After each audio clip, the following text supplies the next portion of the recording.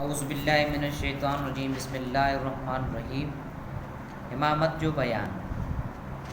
मसलो फ़र्ज़न में जमात करण मर्दन लाइ सुन्नत मौक़िद आहे, तरावी में सुन्नत किफ़ाया आहे, जॾहिं त वितर में मुस्तहब आहे। इहा ॻाल्हि दुर मुख़्तियार में लिखियल आहे। मसलो इमाम में हे शर्त हुजणु ज़रूरी आहे। 6 शर्त।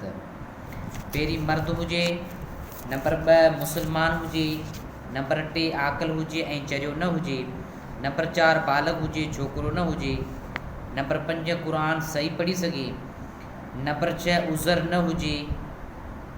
मतिलबु इहे शामी अंदरि इहे 6 शर्त मौजूदु आहिनि, त इमाम में 6 शर्त हुजणु ज़रूरी आहे।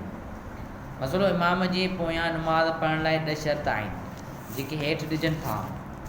मुक़्तदी इमाम जी ताबेदारी जी नियत कंदो, ॿई हिकु जॻह में नमाज़ पढ़ंदा, ॿई हिकु जॻह में नमाज़ पढ़ण जो इरादो बि कंदा ऐं गॾु पढ़ंदा। ॿिन्ही जी नमाज़ साॻी हुजे, इमाम जी नमाज़ सही हुजे, मर्द सां औरत लॻी न बीहे, इमाम जी कुड़ी खां मुक़्तदी अॻिते न हुजे, इमाम जी उत वेह जी ख़बर पई सघे जमाती खे, नमाज़ में या नमाज़ बैदि इमाम जी मुक़ीम या मुसाफ़िर हुजण बाबति ख़बर पवे। मुक़्तदी रुकननि में इमाम सां शरीक हुजे, रुकन अदा करण में मुक़्तदी इमाम जहिड़ो या घटि हुजे। इहा ॻाल्हि दुर मुख़्तियार अंदरि मौजूदु आहे।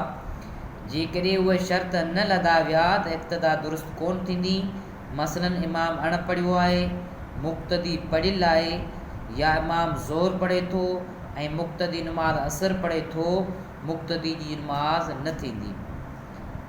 मसलन अणबालिग छोकिरो पंहिंजे हम उमिरि वारनि छोकिरनि खे नमाज़ पढ़ाए सघे थो, मगर वॾनि लाइ फ़र्ज़ ऐं तरावी में इमाम बणिजी नमाज़ नथो पढ़ाए सघे, जीअं त ज़ार रवायत आहे। इहा ॻाल्हि आलमगीर में लिखियल आहे।